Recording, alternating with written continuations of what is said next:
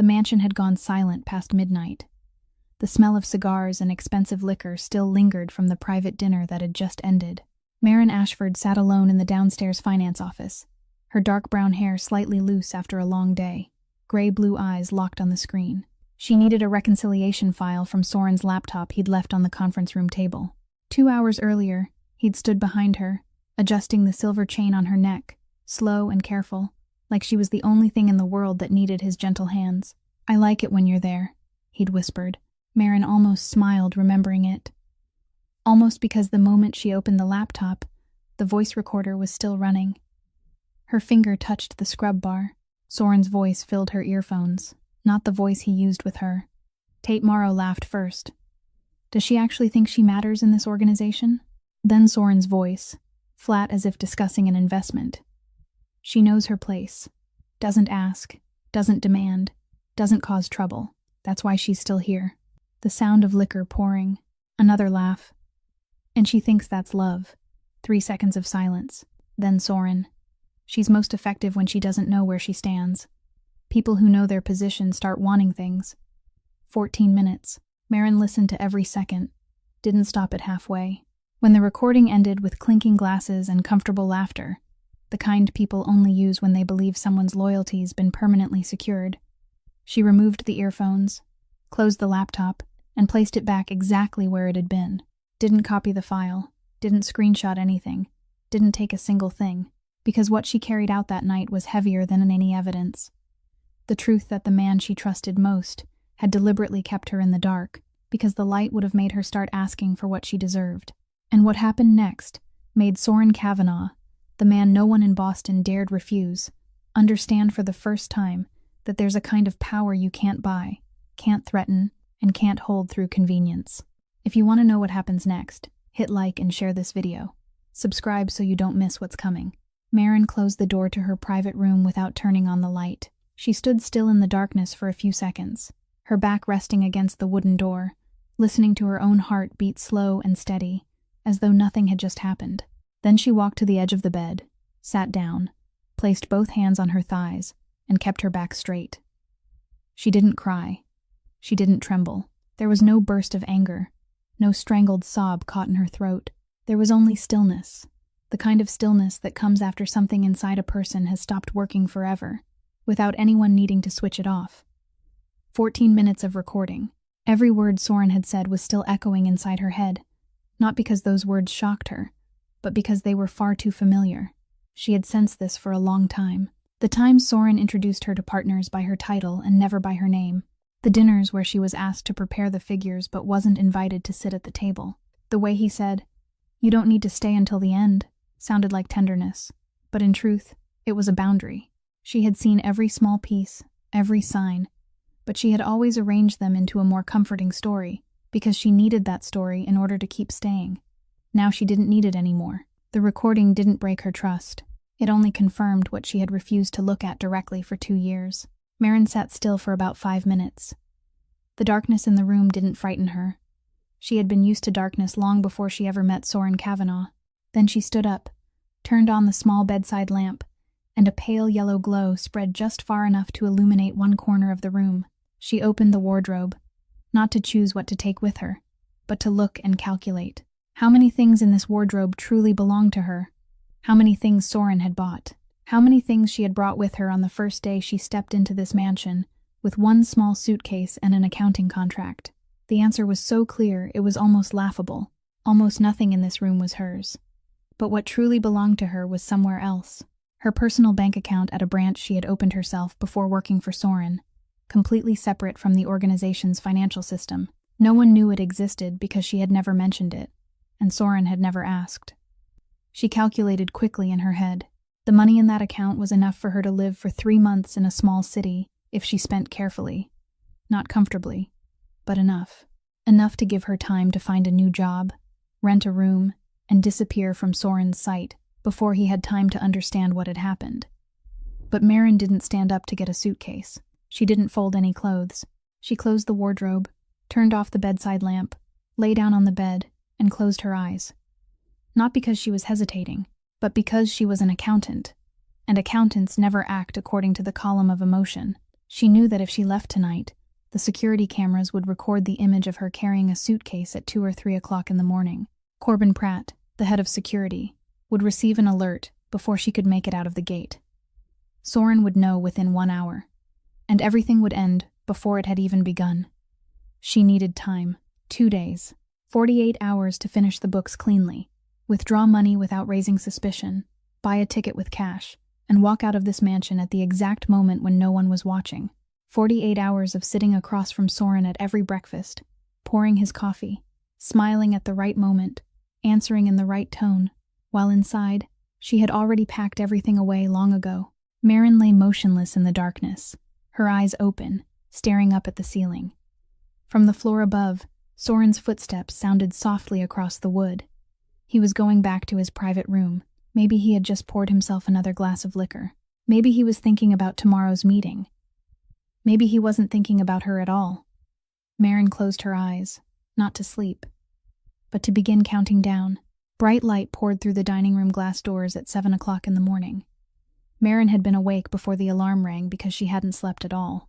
She showered, dressed, brushed her hair neatly at the nape of her neck, looked at herself in the mirror for exactly 3 seconds, then stepped out of her room with the face of someone who had slept a full 8 hours. No one saw the difference because there was no difference to see. Maren had learned how to wear a mask long before she ever stepped into this mansion. When she came down to the dining room, Soren was already seated at the head of the table. His white shirt was open at the collar, his sleeves rolled up to his elbows, his black hair still slightly damp from the shower. He was reading a thick file beside a cup of coffee that was still steaming. Normal. Everything was so normal that Maren almost wondered whether last night had been real. But it had been real. 14 minutes of recording didn't disappear just because the sun came up. Maren sat down in the chair across from him. "Did you sleep well?" Soren asked without lifting his eyes from the file. "I did," Maren answered, reaching for the coffee pot. She poured for him first, then poured for herself, in the exact order she had followed every morning for the past 2 years. Her fingers held the coffee pot steady. Not a single drop spilled outside the cup. Soren took a sip, nodded faintly as though confirming that the coffee tasted right, that the morning was unfolding according to the proper script, that everything was still within his control. Maren watched him sip his coffee and thought of the sentence he had said in the recording. She knows her place. Yes, she knew her place. She was sitting in that exact place right now, pouring coffee for the man who considered her service proof of her obedience, and he had no idea this was the last time. Heavy footsteps sounded from the hallway before Tate Morrow entered the dining room. He was wearing a gray suit, his tie loose, the familiar wide smile on a face that had begun to show wrinkles around the eyes. "Beautiful morning, isn't it?" Tate said, pulling out the chair to Soren's right and sitting down.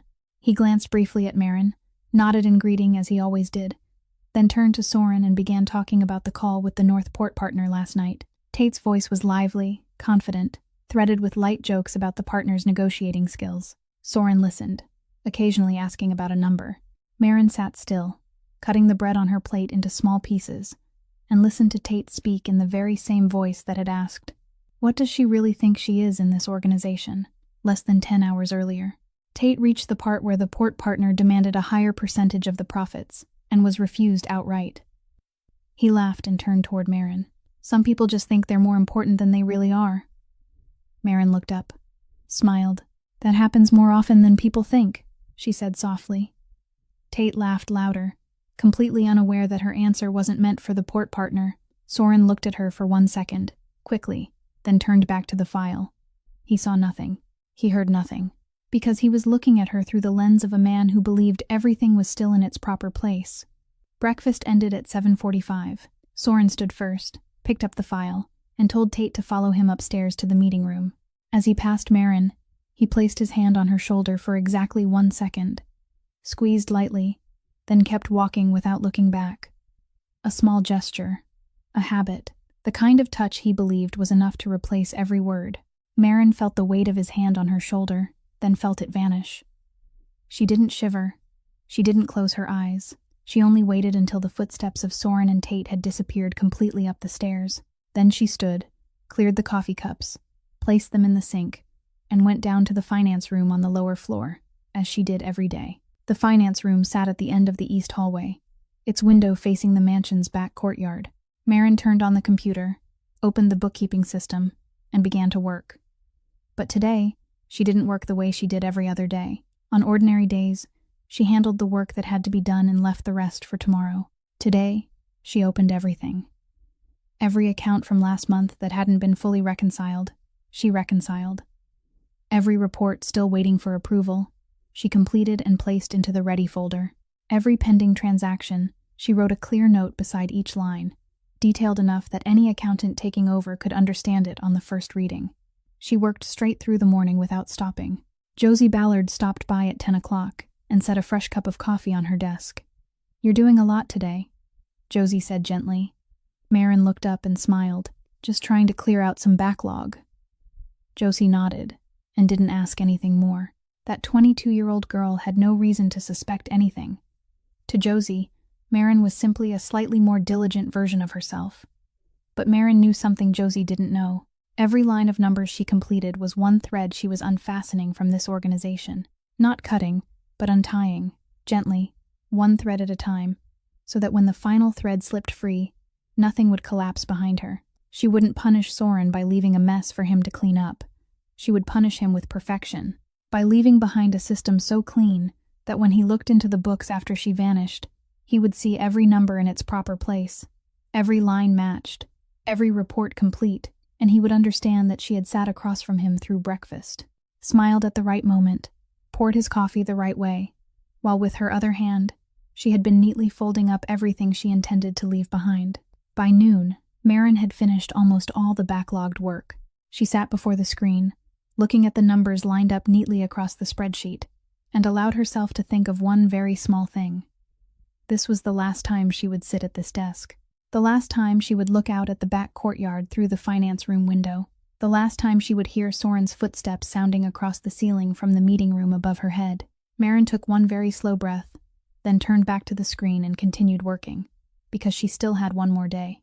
And tomorrow, when she walked out through the gate of this mansion, she wouldn't leave behind anything except the cleanest silence Soren Kavanaugh had ever witnessed.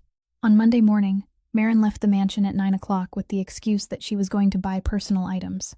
No one asked anything more because she still went out in the mornings once or twice every week, usually to buy small things she didn't want to ask the servants for. That habit now became the perfect layer of disguise. She drove the black sedan through the gate. The guard nodded in greeting.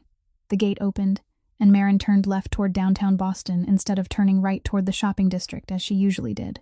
The bank branch was on Winter Street, about 20 minutes by car from the mansion. Maren had opened this account before she worked for Soren, back when she was still a contract accountant for a small transportation company in the suburbs.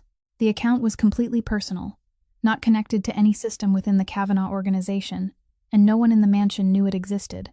She entered the bank, withdrew all her savings in cash, signed her name, received the thick envelope, slipped it into her handbag, and walked out. The entire process took less than 15 minutes. From the bank, Maren drove to the Greyhound bus station in the South Station area. She parked 2 blocks from the station, walked in, bought a ticket to Providence with cash for the 2:45 departure tomorrow afternoon.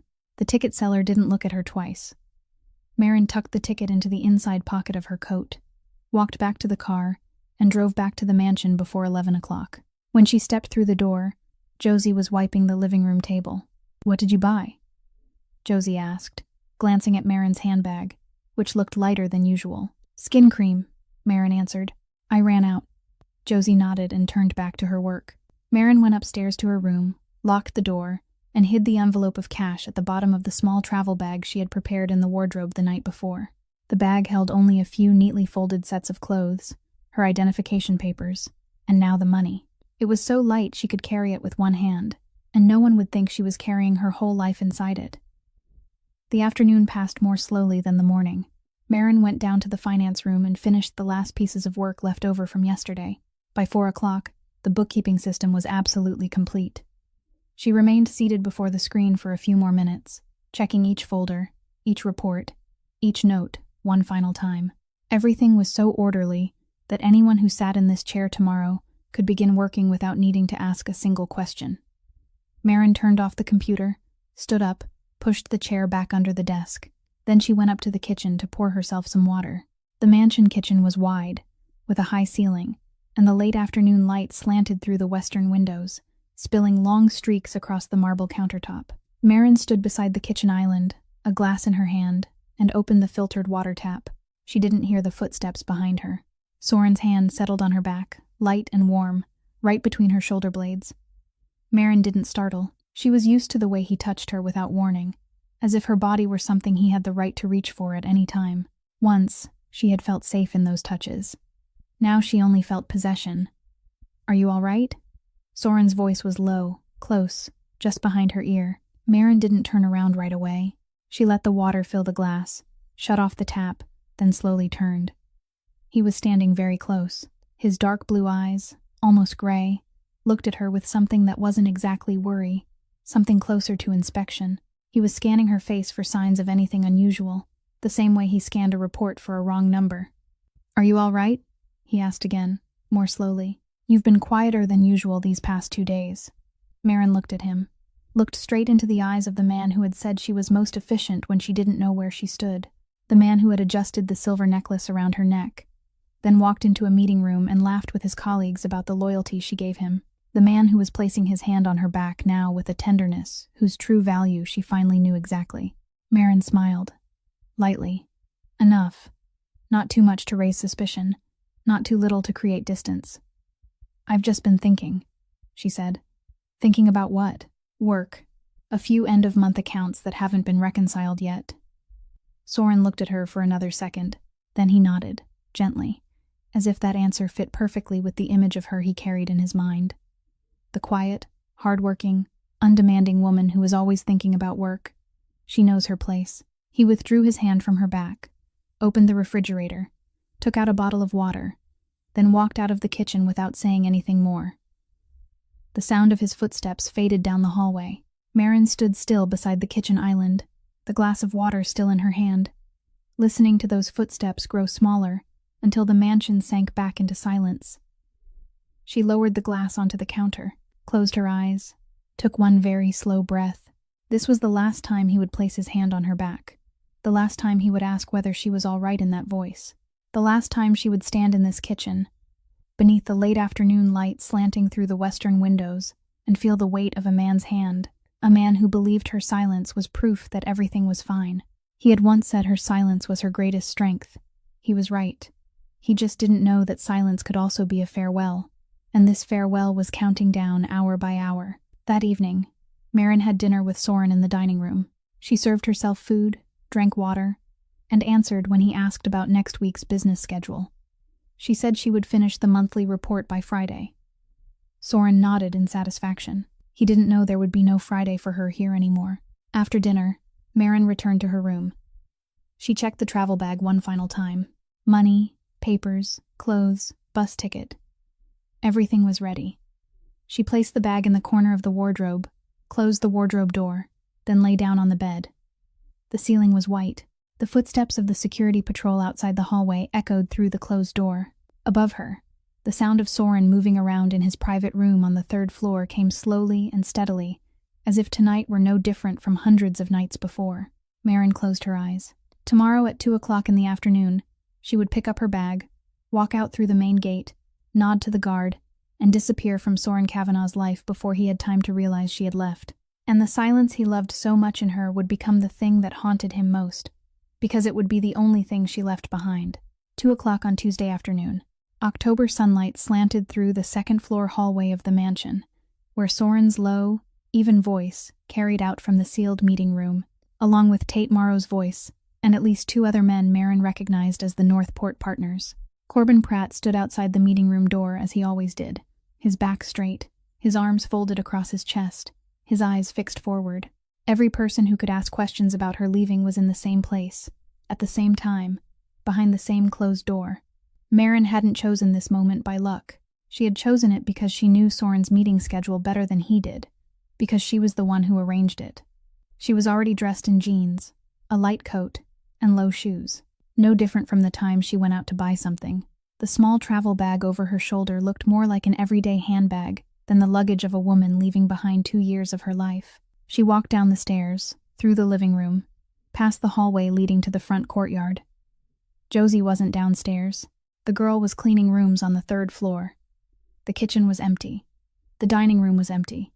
The mansion was quiet, as if it were holding its breath with her. Maren stepped out the front door, descended the stone steps, and walked straight toward the gate. The afternoon shift guard was sitting in the booth on the left. When he saw her, he gave the familiar nod. Maren nodded back, lightly, naturally, exactly the same way she always did when she went out to buy skin cream or coffee. "I'm going out for a little while," she said. The guard pressed the button to open the gate, without asking anything more. Why would he ask? This was Maren. She always came back. The gate closed behind her, and the soft sound of metal touching metal echoed through the afternoon air. Maren didn't look back. She turned right and walked along the red brick sidewalk beside the quiet road that led toward the main street. Her steps were steady, not fast, not slow. A woman walking down the street on a Tuesday afternoon was nothing worth looking at twice. The first block, Maren passed the corner laundromat she had never entered in all the 2 years she had lived there, because everything in the mansion was handled by someone else. The second block, the small coffee shop where she sometimes sat alone in the mornings when Soren was away on business.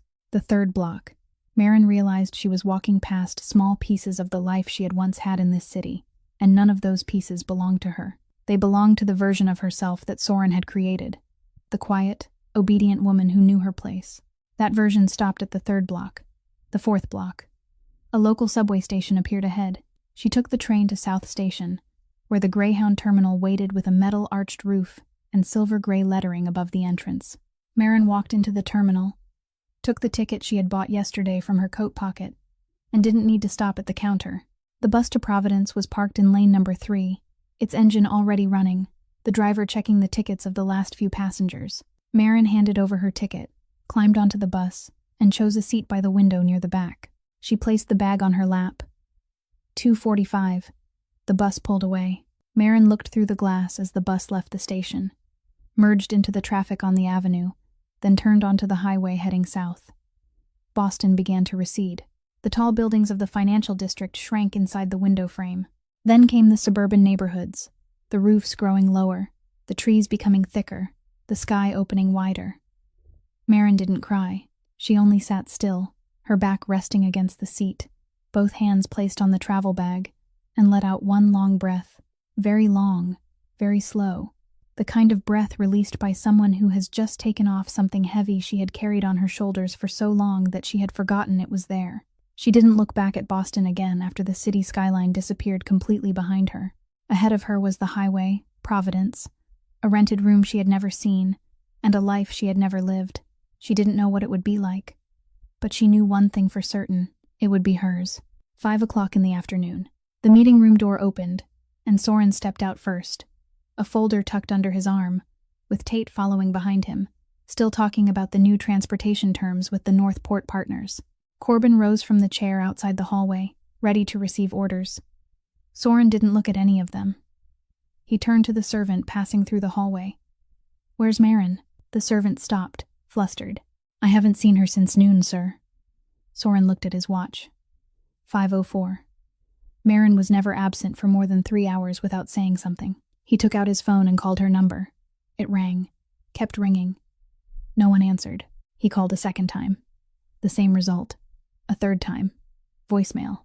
Soren lowered the phone, stared at the screen for 1 second, then turned to Corbin. "Check the cameras." His voice was normal. There was nothing unusual in his eyes yet. Only the fact that Maren had been out longer than usual.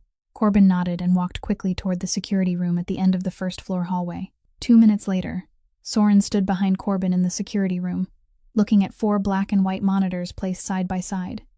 Corbin rewound the main gate camera footage. The image appeared. 2 o'clock in the afternoon. Maren walked through the gate, a small bag on her shoulder, nodding to the guard in greeting. No car. No taxi waiting. She turned right and walked along the sidewalk, her pace normal, not hurried, not looking back. The camera outside the gate followed her for about half a block before losing sight of her. "Cameras around the area?" Soren asked. Corbin switched to a side street camera 2 blocks from the mansion. Maren passed by at 2:03. Still the same pace. Still the same direction. After the 4th block, there were no more cameras belonging to Soren's system. She vanished from the screen as if she had stepped into another part of the world where he had no access. "It's been 3 hours," Corbin said. Soren didn't answer. He watched the image of Maren walking through the gate again, watched the nod she gave the guard, watched the bag on her shoulder. Small. Too small for a long trip, but also too deliberate for a shopping errand. He turned and walked out of the security room without saying another word. The stairs. The second floor. The hallway leading to Maren's room. Soren opened the door and stepped inside. The bed had been made neatly, the sheets smooth, the pillows arranged in order. He opened the wardrobe. The clothes were still hanging inside, most of them untouched. The dresses Soren had once bought for her were still in their proper places, wrapped in protective plastic, untouched by anyone. But the small empty space on the left side of the wardrobe, where Maren kept her own clothes, the things she had bought with her own money, had thinned out. Not much, just a few sets, enough to notice if someone was looking. Her phone lay on the bed, placed neatly on the pillow like a message that didn't need to be written in words. Soren picked it up. The screen was dark. No messages sent in the past 2 days except work. No strange calls. No apps deleted. She hadn't erased any traces because she hadn't left any traces to erase.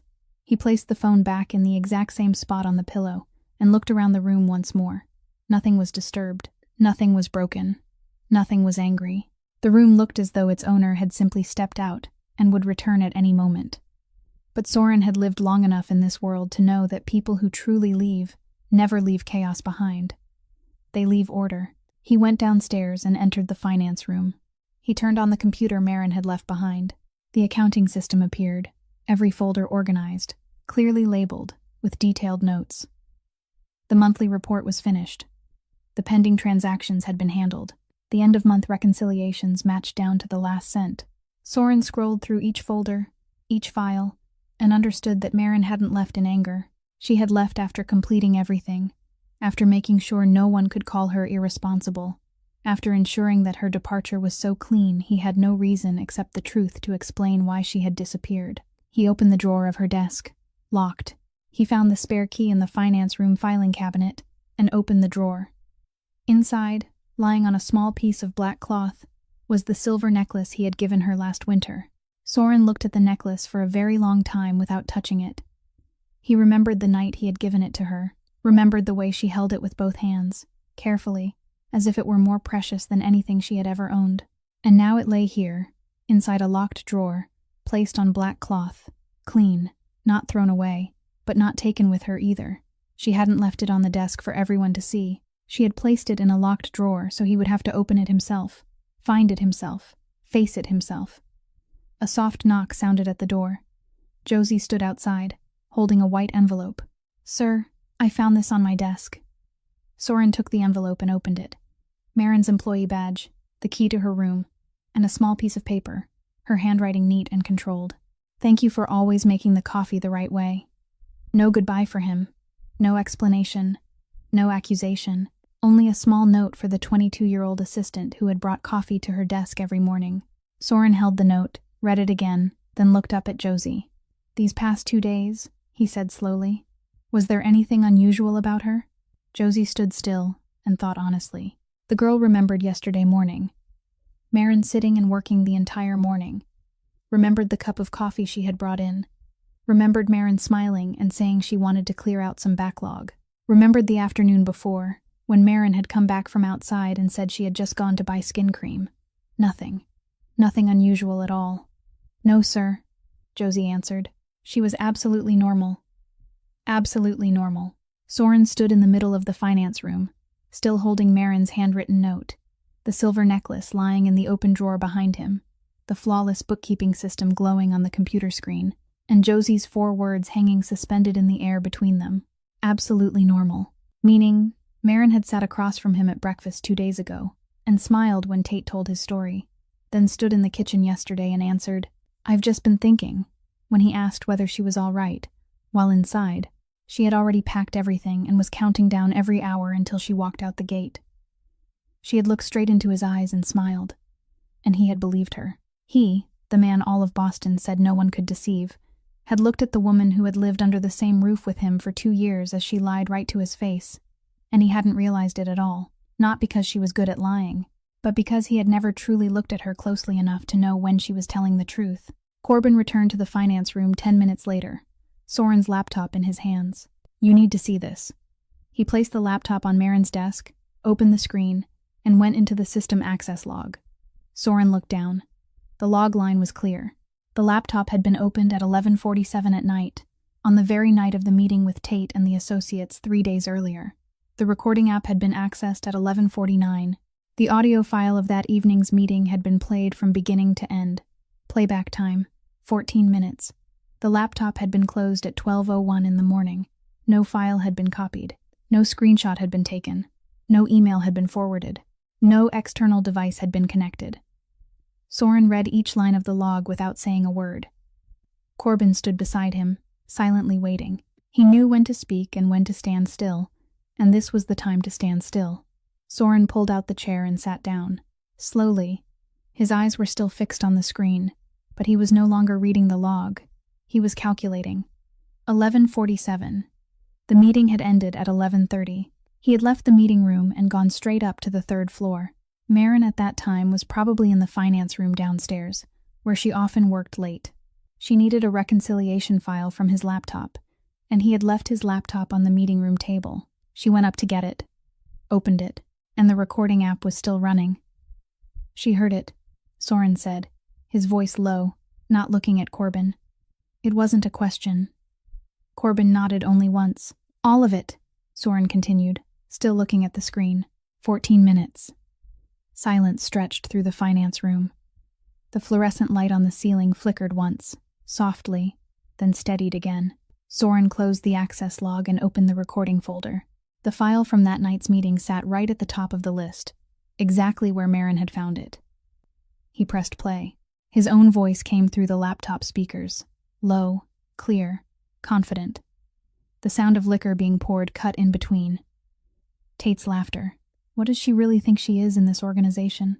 Then his voice answered, calm to the point of being almost lazy. She knows her place. She doesn't ask, doesn't demand, doesn't cause trouble. That's why she's still here.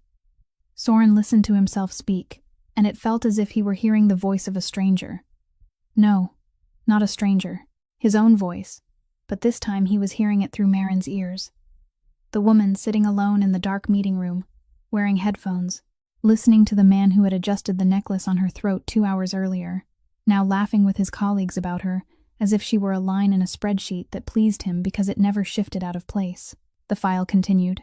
Tate asked, "Do you ever think about giving her an official position?" Soren heard himself answer, and this time every word cut deeper than he had expected. "She's most effective when she doesn't know where she stands. A person who knows their position will start making demands."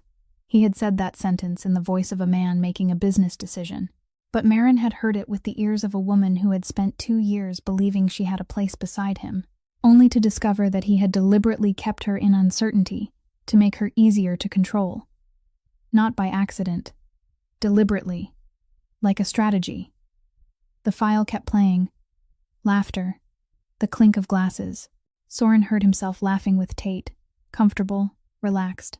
The kind of laugh belonging to a man who believed a closed door meant no one could hear. The kind of laugh he used when he didn't need to preserve an image in front of anyone. And Marin had sat there listening to that laugh for 14 straight minutes. The file ended. Silence returned to the room.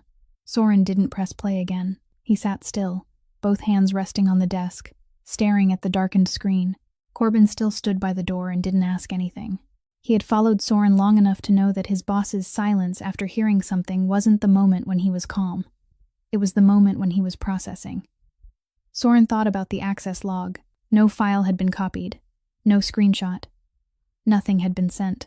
Marin had sat in this room, listened to 14 minutes of his voice describing her as a management tool, then closed the laptop, put it back exactly where it belonged, and returned to her room without taking a single piece of evidence with her.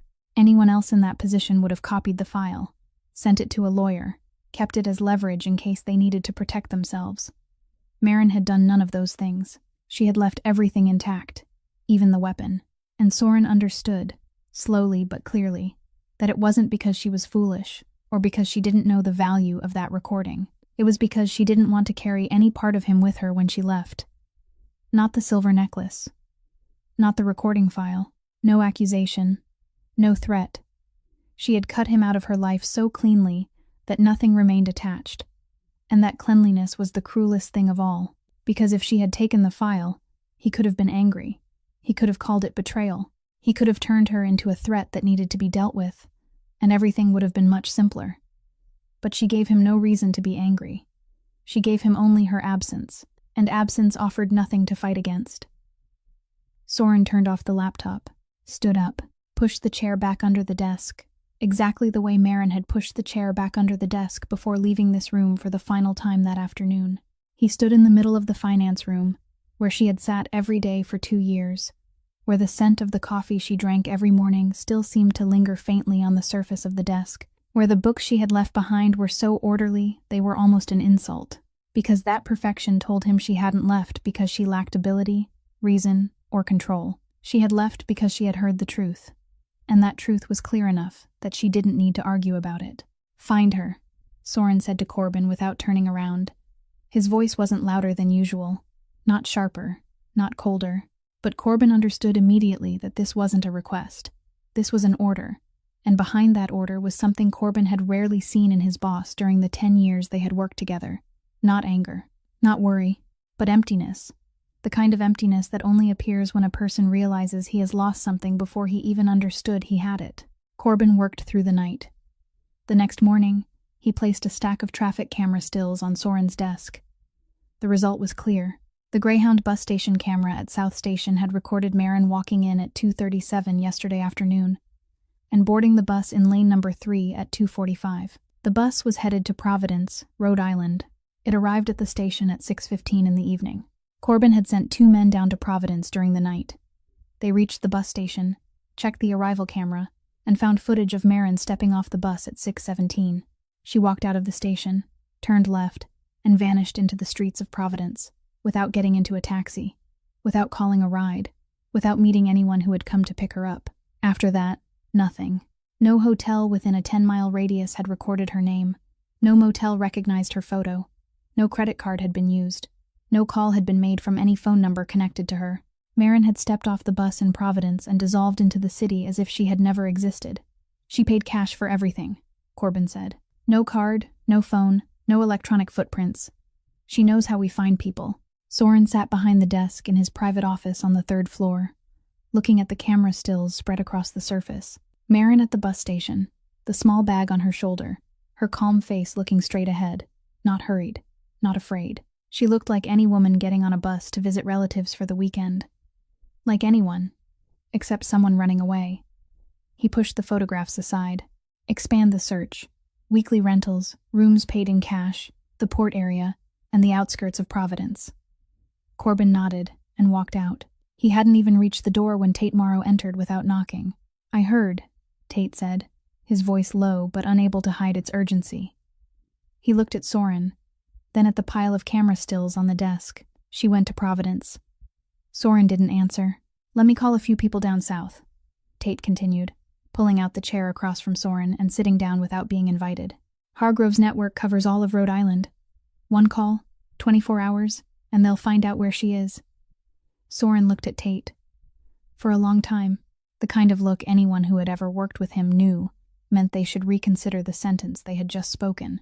"You want Hargrove to know that my chief accountant just left?" Soren said, his voice flat.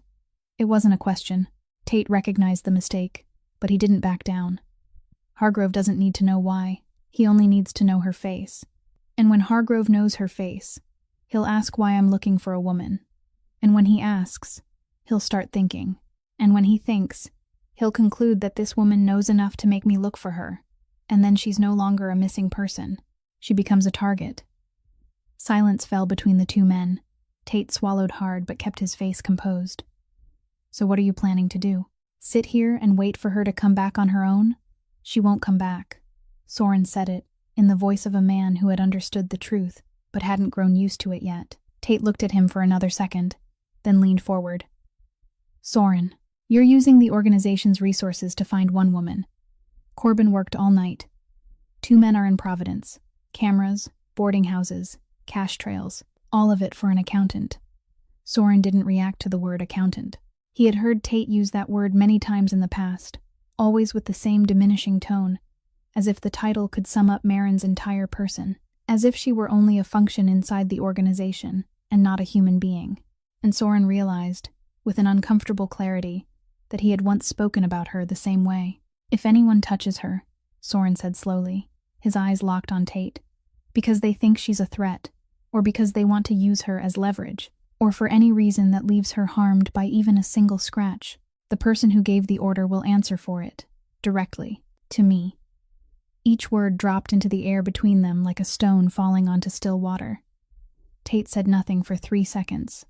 Then he understood. That warning wasn't for Hargrove. It wasn't for any outside network. It was for him, the man who had sat in the meeting room laughing at Marin's loyalty, and was now suggesting putting her name into the hands of people she would never be safe from if they knew she existed. Tate nodded once, stood, and walked out of the room without another word. The door closed behind him. Soren sat still for another minute. Then he called Corbin back. "No one outside the organization knows she left," Soren said. "To the partners, to Hargrove, to anyone who asks, Marin is on leave. Personal matter. No details needed." Corbin nodded. "Use our own people. Port workers, drivers, warehouse staff, anyone inside the internal system who's in Providence or nearby. Give them her photo. If anyone sees her, they report directly to you, not through anyone else. Understood. And Corbin stopped at the door. Make it clear to them. Find her. Report it. Don't touch her. She's not a target. She's someone I need to talk to." Corbin looked at Soren for another second. In the 10 years they had worked together, he had never heard Soren use the word need for anyone. He nodded one final time and stepped out. The door closed. Soren sat alone in the room, looking at the camera stills spread across the desk. Marin at the bus station. Marin walking on the sidewalk.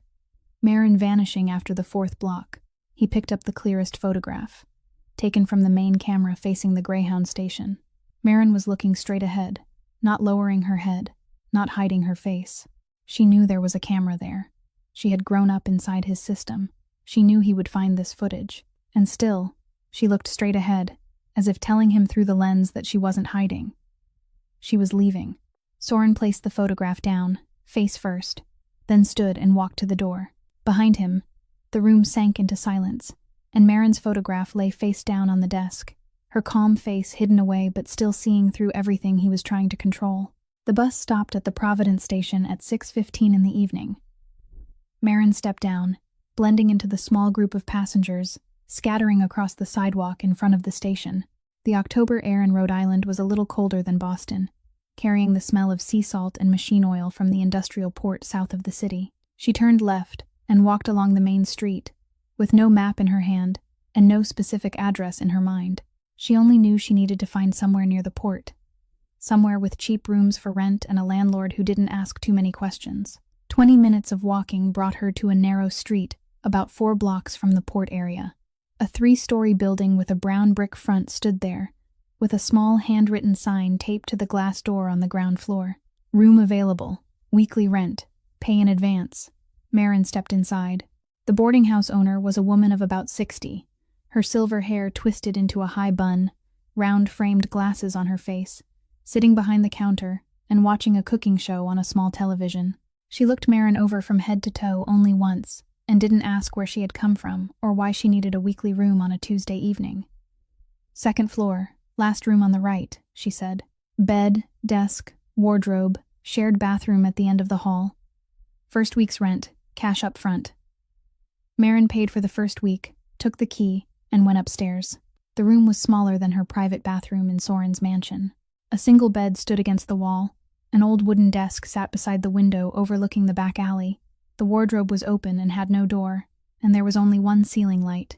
Marin placed her travel bag on the bed, sat down on the edge, and looked around. Then she realized the first thing that was different from the past 2 years. The quiet. Not the quiet of the mansion after midnight, where there were always footsteps from patrol guards in the hallway, cars passing through the gate, and the sound of Soren moving around on the 3rd floor late at night when he couldn't sleep. The mansion was quiet, but it was never truly silent. There was always someone guarding, moving, watching, and Marin had grown so used to it that she hadn't realized it was noise until it vanished. This rented room was truly silent. There was only the sound of water dripping from the faucet in the shared bathroom at the end of the hall, and now and then, the faint sound of the owner's television drifting up from the ground floor. Other than that, nothing. Maren lay down on the bed, pulled the thin blanket up to her chest, and closed her eyes, and she couldn't sleep. Not because she was afraid, not because she regretted anything, but because the room was too quiet, and that quiet was something she had wanted, but had never learned how to know. Freedom and strangeness lay beside each other on the narrow single bed, and Maren tossed between them until the first light slipped through the window close to 6 o'clock in the morning. She woke, washed her face with cold water in the shared bathroom, got dressed, and stepped out onto the street. During the first week, Maren didn't look for work. She walked. Every morning, she left the boarding house at 7 o'clock and walked along the streets around the port, observing the rhythm of a city much smaller than Boston. She memorized which road led where, which shops opened early, which areas were crowded, which areas were empty. She remembered the local bus schedule, the locations of the bank, the post office, and the grocery store. Not because she needed all of those things right away, but because she had lived long enough to know that understanding the place where you lived was the first layer of protection for someone who had no one to protect her. In the evenings, she returned to her room, sat on the bed, ate a sandwich bought from the corner store, and listened to the silence until it felt a little less unfamiliar than it had the night before. By the fourth night, she began to sleep. Not deeply, but she slept. And on one night during that first week, when the rented room was completely dark and the city outside had sunk into the distant sound of wind and waves from the eastern shore, Maren lay still on the bed and thought about her childhood. Not about one specific event. Not about one house or one face. Just a general awareness. The kind of awareness she had carried for a very long time, but rarely touched. She had grown up without anyone ever making her feel chosen for who she truly was. She had always been the next person on a list, the name placed into the next empty square. The person who was there because no one better had arrived to replace her. And when she was old enough, she had stepped out of that list on her own and never turned back. She had thought things would be different when she met Soren. He chose her, kept her, brought her back to the mansion, gave her a silver necklace, adjusted her collar, and said he liked it when she was there. She thought that meant being chosen, but the 14-minute recording told her the truth. She hadn't been chosen. She had been arranged. Into a convenient position, into a useful role, into a place Soren deliberately kept blurred so she would never demand more. Another list, another empty square, and she had just stepped out again. Maren closed her eyes, took a long breath in the dark rented room, and for the first time in many years, she didn't feel sad when she realized it. She only felt familiar with it, because she had known how to live without belonging to anyone for a very long time. During the second week, she began looking for work. She walked along the Providence Port area every morning, stopping by every office, every shop, every small company, with a hiring sign in the window. Most needed people to load cargo, drive trucks, or work retail. Maren wasn't suited for those things. She was suited for numbers, for books, for the kind of absolute precision few people liked but every business needed. On the 10th day, she stopped in front of a small office right at the gate of the southern port area. The worn wooden sign read, Graves Maritime Transportation Company, Providence Branch. Behind the glass door, a hastily printed sheet of paper had been taped up. Part-time accountant needed. Inquire inside. Maren pushed the door open and stepped in. The reception desk was empty. The ceiling fan turned slowly, and the smell of old coffee and printer paper mingled in the air. A middle-aged man sitting behind a desk farther inside looked up at her. "I'm here about the accounting position," Maren said.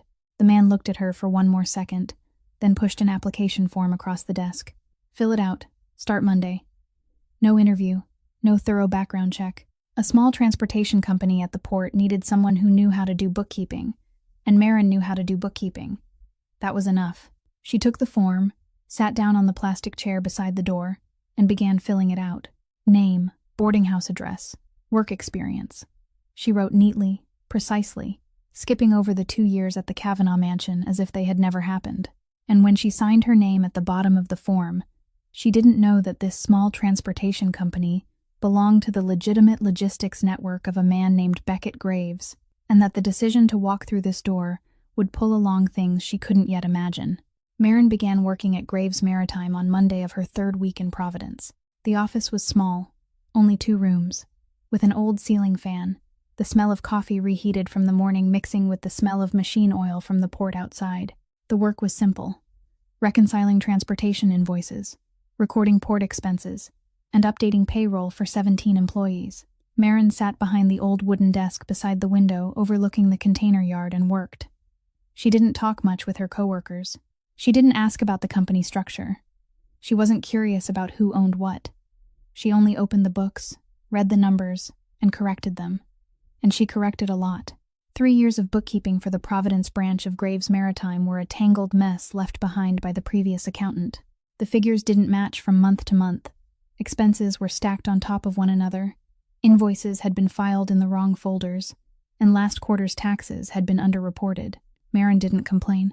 She sat quietly and untangled each knot, each line, each number, with the cold patience of someone who was used to handling financial systems 100 times more complicated than this. By the end of the first week, the books for the most recent 6 months were clean. By the end of the second week, she had reconciled the entire previous fiscal year and created a new summary table for every transportation expense by quarter. The office manager, a middle-aged man named Patterson, looked at the summary Marin handed him and couldn't speak for a few seconds. "You did this in 2 weeks?" he asked. "Is there a problem?" Marin asked back. "No problem at all. It's just that the person before you spent 6 months on it and hadn't finished half." Marin didn't answer. She turned back to the screen and kept working. She didn't know that Patterson called his superior that very afternoon, and Patterson's superior called the real owner of Graves Maritime. At the end of the month, Beckett Graves came. He arrived on a Thursday morning, unannounced, without an entourage. A black car parked outside the port gate, and he walked into the office alone, wearing a brown leather jacket, dark pants, and shoes that were clean but not new. His auburn hair was cut short. A faint scar ran across his left temple. His face carried no unnecessary expression, and he moved like a man who never took one step without already knowing where the next one would land. Patterson stood up the moment he saw him. "Mr. Graves." Beckett nodded, not looking at Patterson. His eyes had already stopped on the woman with dark brown hair sitting behind the desk beside the window, entering data into a spreadsheet, without lifting her head when he walked in. Either she didn't recognize him, or she didn't care. Both made him pay attention. "This month's books," Beckett said to Patterson. Patterson brought them over. Beckett sat down at the empty desk across from Marin, opened the file, and read. Marin kept working, not looking up. 20 minutes. Beckett read through the month's books, then read the yearly summary Marin had created, then reread the notes she had written beside every unusual expense. Then he closed the file and looked at Patterson. "Who did this?" "Marin, the new accountant. 2 weeks. Beckett looked over at Marin. She was still entering figures, her back straight, her eyes on the screen. He didn't say anything to her. He stood, nodded to Patterson, and walked out. But on the drive back, Beckett called his head of personnel. "The new accountant at the Providence branch, Marin Ashford. Check the background she submitted." The results came back in 2 days. The background Marin had provided was clean. Real name, boarding house address in Providence, accounting experience at a small transportation company outside Boston. No criminal record, no bad debt, no legal issues. Clean, too clean. Clean in the way of someone who had deliberately left a large part of her past off the application. Beckett recognized it not because the background had mistakes, but because it had no mistakes at all. A 27-year-old woman with financial accounting skills at that level couldn't have only had experience at a small suburban transportation company. She had worked for someone much bigger, and she had chosen not to write that down. Beckett investigated on his own, not through the criminal network, not through underworld contacts. He used the simplest method, comparing accounting styles. The cost code system Marin used, the way she classified transactions, the structure of her summary tables, all carried the mark of someone trained inside a large-scale financial system, the kind of system only organizations with revenue in the tens of millions of dollars or more would need. He narrowed the scope. The Boston area, port and transportation businesses, large scale. The list came down to only 2 names. Soren Kavanaugh was at the top of it. Beckett didn't call Kavanaugh. He didn't call anyone inside the Kavanaugh organization. He only remembered the name, closed the file, and waited. 2 more weeks passed. Marin continued working at Graves Maritime. The books grew cleaner and cleaner. Patterson grew more and more satisfied, and Marin began to look more and more like a woman building a new life instead of running from an old one. She talked to her coworkers more, smiled more, bought coffee for Patterson in the mornings, walked back to her rented room every afternoon with steps a little lighter than the week before. Then, one Friday afternoon, when Marin stepped out of the office and turned back to lock the door, she realized she wasn't alone on the sidewalk. Beckett Graves was leaning against the black car parked across the street, both hands in the pockets of his jacket, watching her. He didn't smile, didn't nod, just watched, calm and patient, as if he had been standing there long enough not to be in a hurry. "Kavanaugh is looking for you," Beckett said. His voice wasn't loud, but it was clear enough to cross the distance between them. "Did you know?" Marin stood still on the office steps, the key still in her hand, her back stiffening slightly. She didn't run, didn't step back. She only looked straight into the eyes of the man across from her and felt her heartbeat rise slightly for the first time since she had arrived in Providence. "You know who I used to work for," she said. It wasn't a question. "I know. And you know he's looking for me." "I know." Silence stretched for 3 seconds between them on the empty sidewalk, the sound of containers colliding from the port echoing back like the heavy breathing of the city. Marin tightened the key in her palm. "What are you going to do with that information?" Beckett looked at her for another second. Not the look of a man judging or calculating. The look of someone waiting to see whether the right answer should come from her or from him. "That depends on what you want," he said. Marin took a slow breath. She opened her palm and looked at the key mark pressed into her skin. Then she looked back at Beckett. "I want to be left alone." Beckett nodded once, slowly, decisively. "Then you'll be left alone." He pulled his hand from his jacket pocket, opened the car door, got in, and drove away without looking back, without asking another question, without setting conditions, without offering to trade information, without demanding that she explain why she had left Soren Kavanaugh. He said she would be left alone, and he left as if the matter had already been settled. Marin stood on the sidewalk, watching the black car disappear at the end of the street, and realized her hand had stopped gripping the key. For the first time, she had met a man with enough power to control her, enough information to pressure her, and enough strategic reason to use her as leverage against Soren. But he chose to do none of it. He only asked what she wanted, then gave her exactly what she wanted, and walked away. Marin stood outside the office for 1 more minute before slipping the key into her pocket and walking back to her rented room. Her steps were slower than every other afternoon, not because they were heavy, but because she was thinking about the difference between a man who used tenderness to keep her there and a man who used silence to let her go. 5 weeks, 35 days since Marin walked through the mansion gate at 2 o'clock in the afternoon and disappeared from every camera screen Soren owned. 35 days in which Corbin placed a report on Soren's desk every morning, and every morning that report ended with the same line: "No new information." The internal logistics team in Providence had found nothing. The port workers didn't recognize anyone matching the photograph. The drivers and warehouse staff all reported negative. Marin had done exactly what she was best at.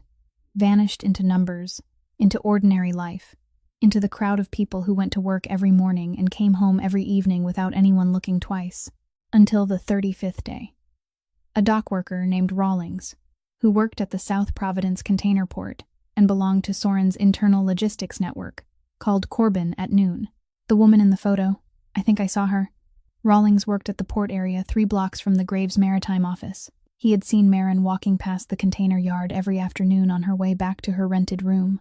During the first few weeks, he hadn't paid attention because she was only a woman walking down the street.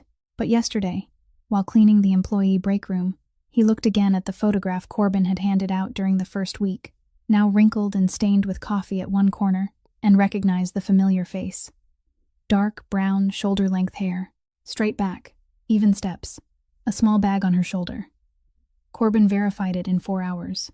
He checked public cameras around the port area and found Marin appearing regularly every morning at 8 o'clock, entering a small office near the South Port Gate, and every afternoon at 5 o'clock, walking back north. He called Soren at 4 o'clock in the afternoon. Found her. Soren was sitting in his 3rd-floor office, afternoon light slanting through curtains pulled halfway shut. He listened to Corbin's report from beginning to end without interrupting.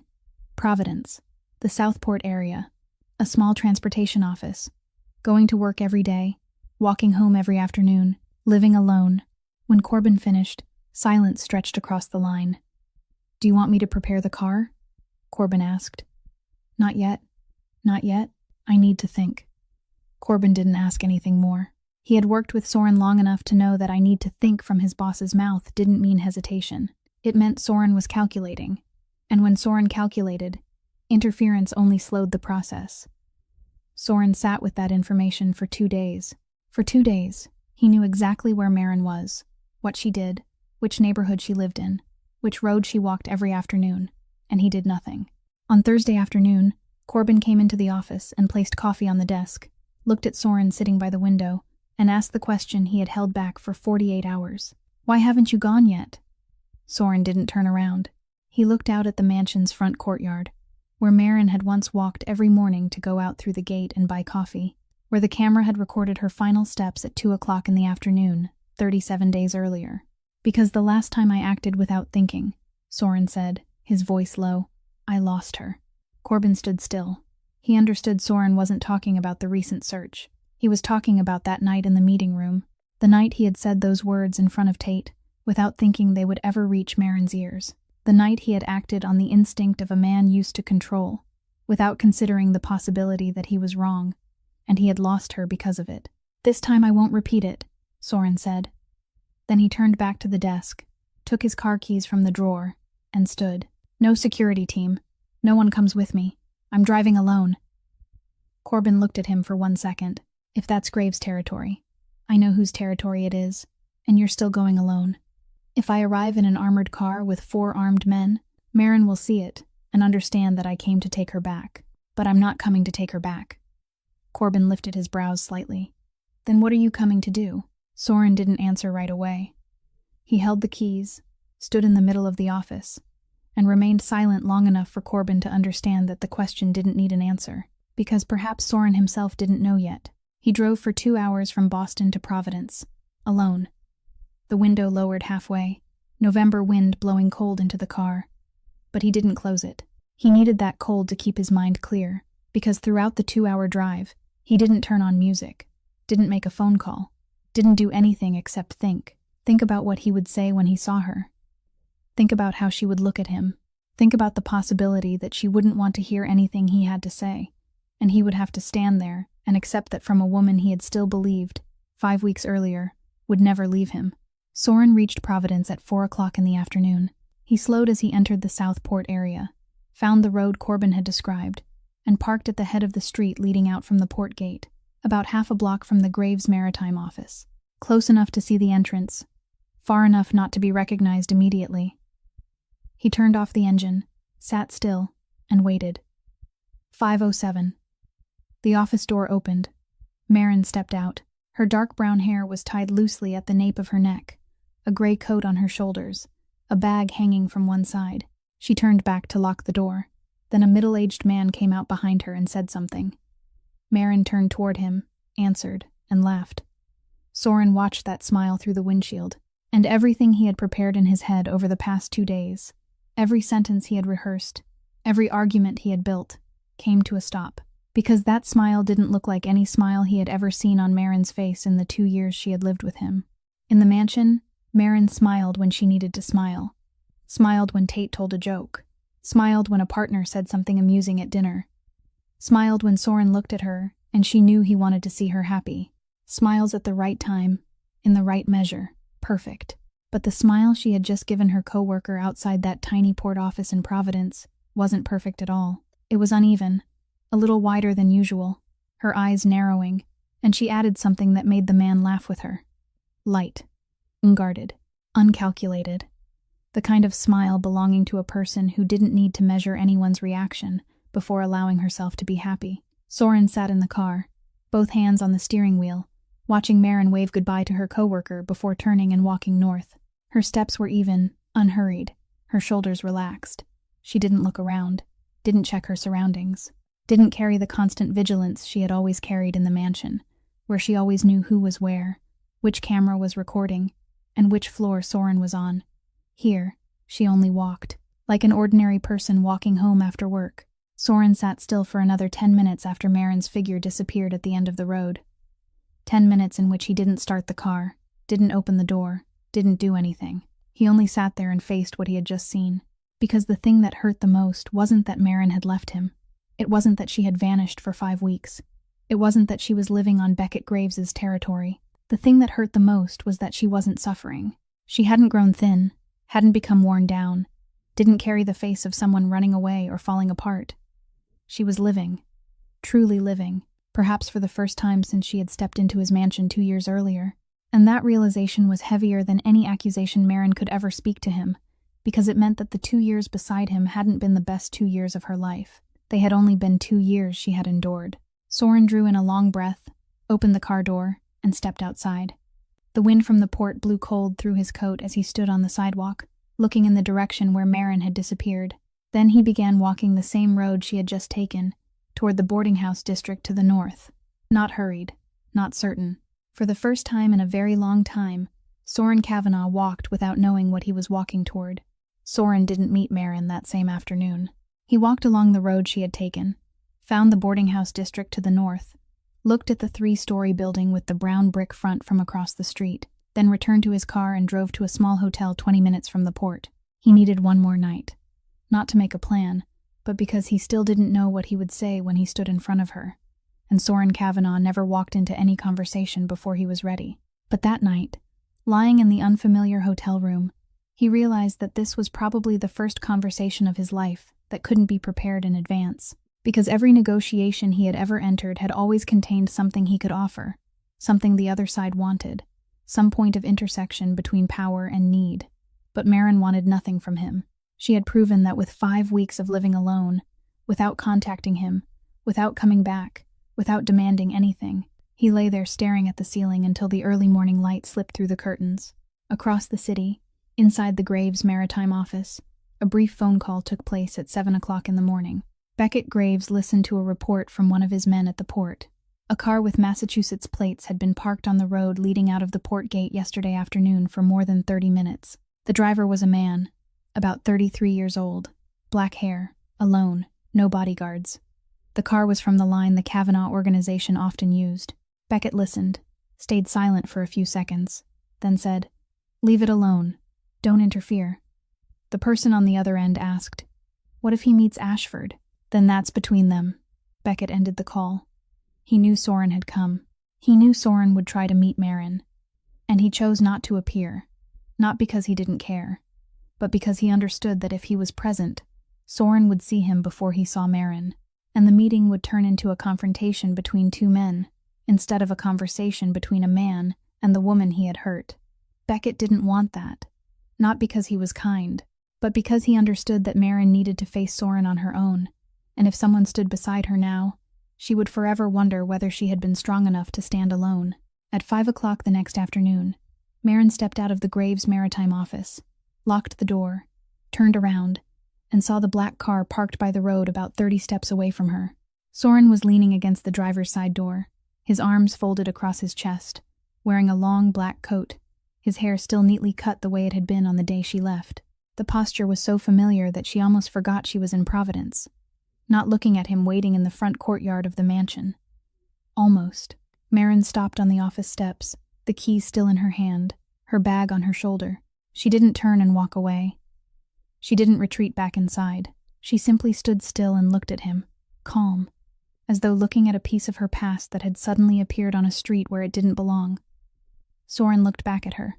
The distance between them was 30 steps on the port sidewalk, the streetlights beginning to turn on in the November dusk, and the sound of a truck passing somewhere far away. Neither of them said anything during the first 5 seconds. Then Soren unfolded his arms and walked toward her. Not fast, not slow. The walk of a man who knew that every step closer could be the step that made her turn away, and he didn't want that to happen before he had the chance to say anything. He stopped about 10 steps from her, close enough to speak normally, far enough that she wouldn't feel cornered. Soren had calculated that distance, and the very fact that he had calculated the distance told Maren more than any words could have. He was being careful. For the first time, he was being careful with her. I listened to the recording again. That was the first sentence Soren spoke. Not, "Are you well?" Not, "I've been looking for you." Not, "Come home." He began with the truth, and Maren hadn't expected that. She stood still, her eyes widening by the smallest fraction before returning to normal. She hadn't known he had discovered that she heard the recording. She thought he only knew she had left. Not exactly why. Not that she had sat in the dark meeting room wearing headphones and listened to 14 minutes of his voice describing her as a management strategy. But he knew. "I listened to it 3 times, Soren continued, his voice lower. "And I hate every word I said." Silence settled between them. The sound of containers colliding echoed distantly from the port. A streetlight flickered once, then steadied into brightness. Maren looked at him, looked closely, searching his eyes for the thing she had searched for through 2 years and never found enough of: honesty. "Do you hate it because I heard it?" she said, slowly, clearly, word by word. "Or because you said it?" The question fell into the space between those 10 steps on the sidewalk and lay there, heavy, waiting. Soren looked at her. He opened his mouth, then closed it. Not because he didn't have an answer, but because he had too many, and every answer he thought of wasn't truthful enough. "Because I said it sounded right but wasn't completely honest. Because part of him knew that if she hadn't heard it, he would never have looked back at those words himself. Because you heard it was more honest, but it would confirm exactly what she feared most, that he regretted being discovered, not being wrong. And the truth lay somewhere in between, in a place more complicated than either choice. But Soren couldn't find words that fit that place in the time Maren gave him.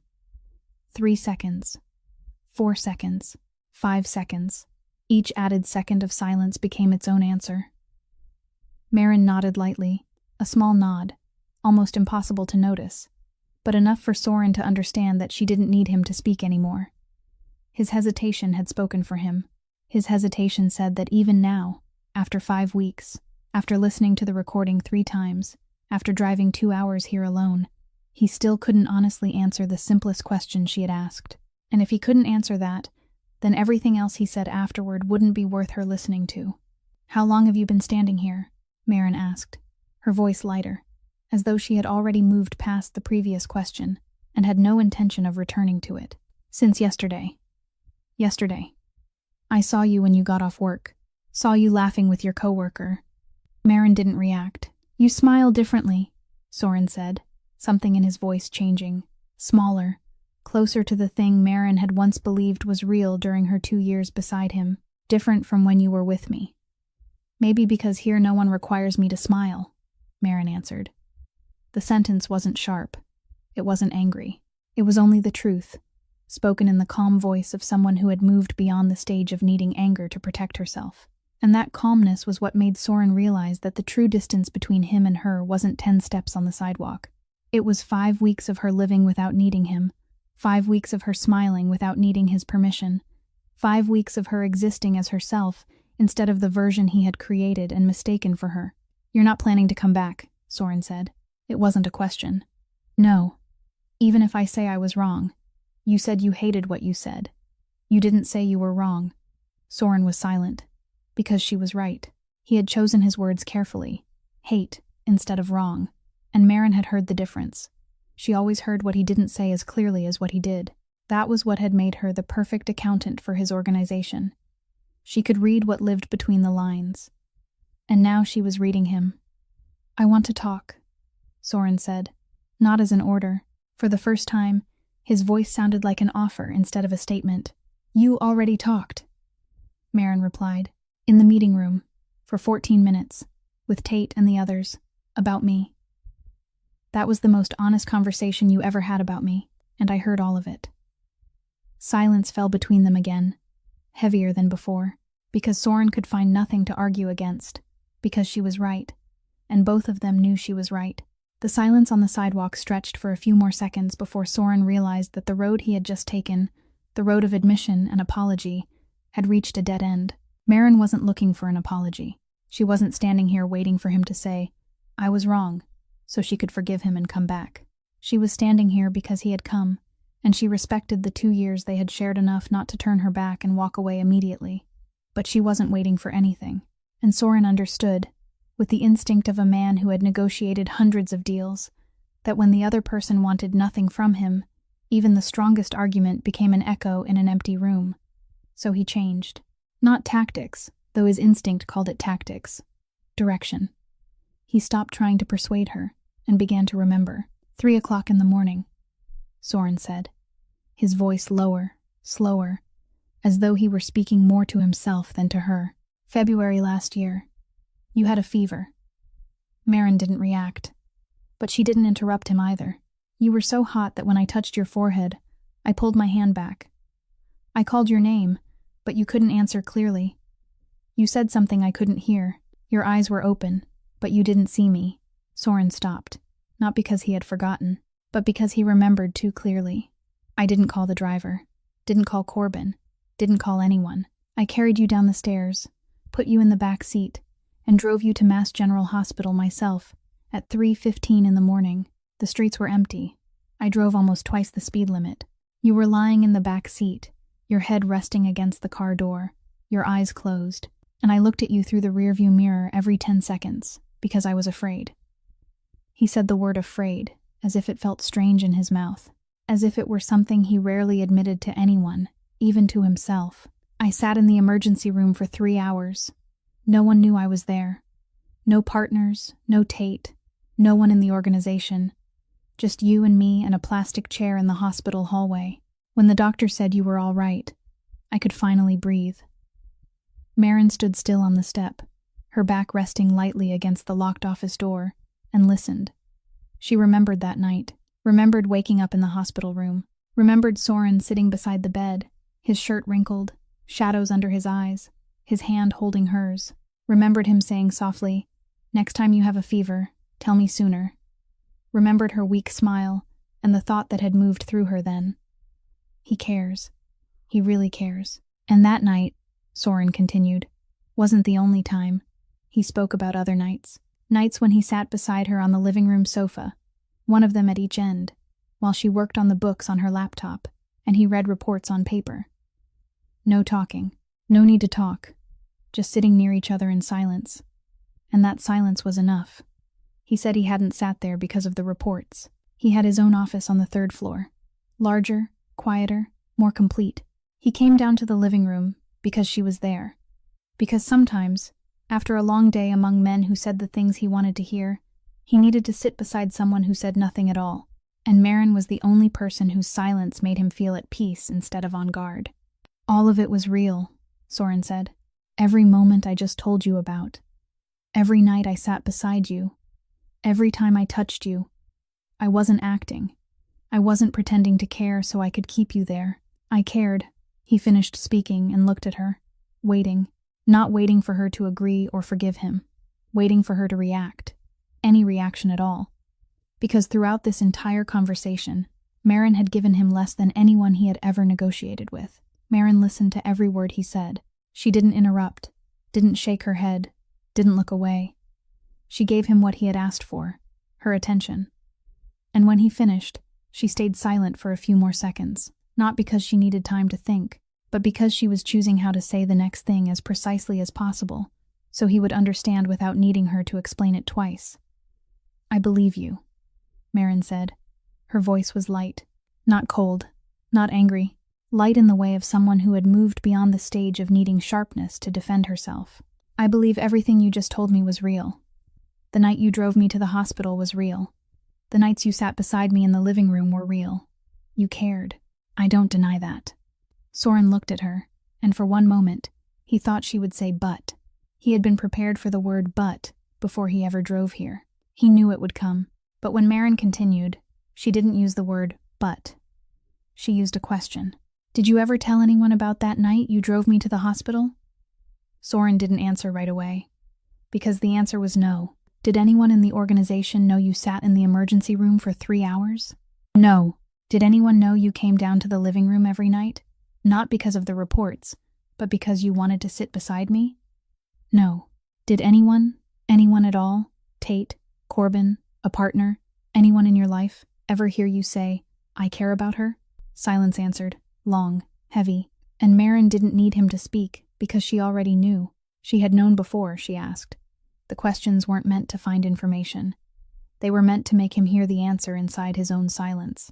"Every moment you just told me about," Maren said, her voice still light, still not angry, happened when no one was watching. Late at night, an empty hospital room, the living room when the whole house was asleep. You cared about me in the dark, but in the light, in front of the people you valued, I was useful, undemanding, most effective when she doesn't know where she stands." She stopped, took a breath, not to gather courage, but to place every next word exactly where it belonged. Affection that only exists when no one can see it isn't affection, Soren. It's a secret. He stood still, and I'm too tired of being someone's secret. That sentence wasn't as sharp as the earlier cut. It didn't need to be sharp. It only needed to be true. And it was true in a way Soren couldn't fight, because she wasn't denying the feeling he had for her. She was denying the way he had lived with that feeling. He had hidden it. Hidden her. Hidden every real moment between them, as if those moments were things to cover up, instead of things to be proud of. And in the meeting room, when the door was closed and he thought no one could hear, he had spoken about her in the voice of a man who had never considered her an important part of his life, only a convenient one. Soren looked at Maren standing on the step, her back against the door, the streetlight slanting across her shoulder, and he realized that she wasn't angry with him. That was worse than anger. Anger meant she still cared enough to be furious. Maren wasn't angry. She was only tired. Tired in the way of someone who had spent too long hoping to be seen by a person who had chosen not to look, and now she wasn't hoping anymore. Not because she was weak, but because she had become strong enough to stop waiting. Wind from the port swept across the sidewalk between them. Maren pulled her coat tighter around herself. Soren stood 10 steps in front of her, his hands loose at his sides, and for the first time understood that he could tell every real memory between them. Every night, every moment, and none of those memories would be heavy enough to balance against 14 minutes of recording in the dark meeting room. Because the memories were secrets, and the recording was the truth he had spoken when he thought she wasn't listening. Soren stood still for a few seconds after Maren's last sentence, the wind from the port still blowing through the space between them, and he knew that if he let the conversation end here, it would end forever. So he did what Soren Kavanagh always did when words weren't enough. He offered something that could be held in the hand. He walked toward the car, opened the passenger door, and took out a large, pale brown envelope, thick, with the logo of the law firm he used for every personal property transaction printed in the lower corner. He had brought it with him from Boston. He had prepared it during the 2 days he sat with the information about Maren's whereabouts before driving here, because Soren was a man who solved problems through action, through resources, through concrete things placed on the table, and he believed, or needed to believe, that if he placed the right thing on the table, Maren would see that he had changed. He came back to stand in front of her and held out the envelope. Maren looked down at the envelope in his hand, then looked up into his eyes. She didn't take it, didn't reach out. "Open it," Soren said. Maren didn't move. "Open it, Maren, then you'll understand." She looked at him for another second, then took the envelope, opened the flap, and pulled out the stack of papers inside. The first document, a transfer agreement for a 2-bedroom apartment in Back Bay, Boston. Spacious, high floor, overlooking the Charles River. Name of the recipient of ownership rights, Maren Ashford. The second document, an official appointment letter for the position of Chief Financial Officer of Kavanagh Holdings, signed by Soren Kavanagh, stamped, dated 3 days earlier. A salary 4 times higher than what she had once received. Independent financial decision-making authority. A seat in the meeting room. Maren read each line, slowly, carefully, with the eyes of an accountant who was used to reading every number and understanding exactly what it meant. The apartment was in her name, not his. She owned it completely, without conditions. An official position, not accountant or financial assistant, or any of the blurred terms he had once used to describe her place. Chief Financial Officer. A seat in the meeting room, the place where that night she had stood outside the door and heard him laughing with Tate. Everything she had once deserved, everything she should have been given, but he had withheld because, as he himself had said in the recording, a person who knows their position will start making demands. And now he was giving all of it to her. 5 weeks, 1 recording, and 1 Greyhound bus ride too late. Maren placed the documents back into the envelope, neatly, in the right order, the same way she arranged books and records. Then she looked at Soren. "When did you prepare this?" 2 days before coming here. Meaning you knew where I was. Sat for 2 days thinking, and what you came up with was buying me an apartment and promoting me. I wanted you to know I'm serious. "I know you're serious," Maren said, You're always serious when you want someone to go back to where they were. The sentence cut more cleanly than she had intended, and she knew it landed by the way Soren leaned back slightly, barely, almost invisibly, as if gravity had shifted under his feet for half a second. You still think the problem is that I didn't receive enough? Maren said, her voice gentler now, no longer sharp, only sad. You think if you give me an apartment, give me a title, give me a chair in the meeting room, I'll see that you've changed, that you're willing to give me the things you used to hold back. She looked down at the envelope in her hand, but the problem was never that I didn't receive enough. She held the envelope back out to him. Soren didn't take it right away. The problem is that I heard you say I didn't deserve to receive it.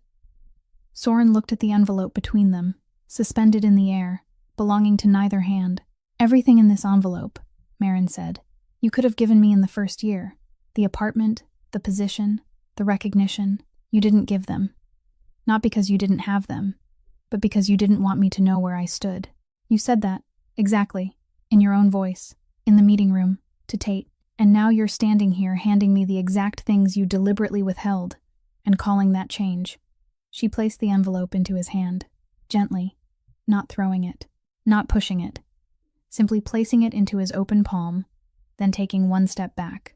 I don't need you to give me what I deserve. I needed you to never say I didn't deserve it. And you already said it. You can't take that back with paperwork.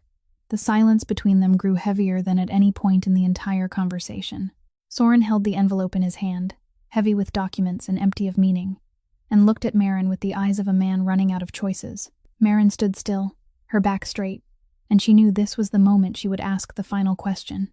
The question she had thought about since the first night in the rented room in Providence, when she lay staring at the ceiling and wondered whether there had been any moment in the past 2 years when she had truly mattered to him in front of other people, not in the dark, not behind closed doors. I want to ask you one question, she said. Answer truthfully. It doesn't have to be quick. It only has to be true. Soren nodded. Did you ever? Maren began, each word slow, clear, placed carefully beside the next the way she placed each number into the right box of a spreadsheet. Speak about me to anyone with pride? She stopped, letting the question hang between them. Not because I did good work, not because the books were clean or the reports were on time, but because I was the person you chose to be with. Did you ever look at anyone at all, and say, this is the woman I love? The question dropped onto the sidewalk between them like a stone falling into still water, and ripples spread through the silence.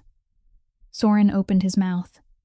She saw him open his mouth, saw his jaw move, the muscle tightening, his lips parting, and no words came out. He closed his mouth again. He was searching. Maren saw it on his face, as clearly as reading a table of figures. He was searching through his memories. Every dinner with partners, every meeting, every conversation with Tate, with Corbin, with anyone. He was looking for one time, just one time, when he had told someone that Maren mattered to him not because of what she did, but because of who she was. He searched and found nothing. He had introduced her as Maren, my accountant. He had praised her in front of partners. She's very good with numbers. He had nodded with satisfaction when she handled a complicated financial problem cleanly. But never, in 2 years, before anyone, had he said, this is the woman I love. Never. The silence stretched long enough to become the answer. Maren saw it on his face before he could find any words to fill the emptiness. She nodded lightly, a small nod, calm, unsurprised. I thought so. 2 words. Gentle. Not angry. Not sad. Only confirming something she had already known but needed to hear through his own silence. Then Maren turned and walked away. Not quickly. Not running. Her steps were even, her back straight, her shoulders relaxed. Along the sidewalk leading north, toward the small rented room in the brown brick building, where she was rebuilding her life from a single bed and a part-time job at the port. She didn't look back. Soren stood on the sidewalk, his left hand holding the pale brown envelope containing an apartment and a title no one had accepted, his right hand hanging at his side, watching Maren's figure grow smaller at the end of the road in the dim yellow streetlight. He didn't call her name, didn't follow, didn't give an order. He only stood there, on a Providence port sidewalk near 6 o'clock in the evening, cold wind blowing through his coat, and for the first time, he didn't look like the man no one in Boston dared to refuse. He looked like a man holding everything he could offer in his hands and realizing that none of it was what she needed. Maren disappeared around the corner at the end of the road. Her shadow vanished. The sidewalk was empty, and Soren Kavanaugh remained standing alone, holding the envelope weighted with things he had thought would be enough, in a city that didn't belong to him, looking after the woman who had walked away without asking permission. For the first time in his life, he understood that some things are lost not because a man isn't rich enough to keep them, but because he wasn't brave enough to acknowledge them in the light when he still could.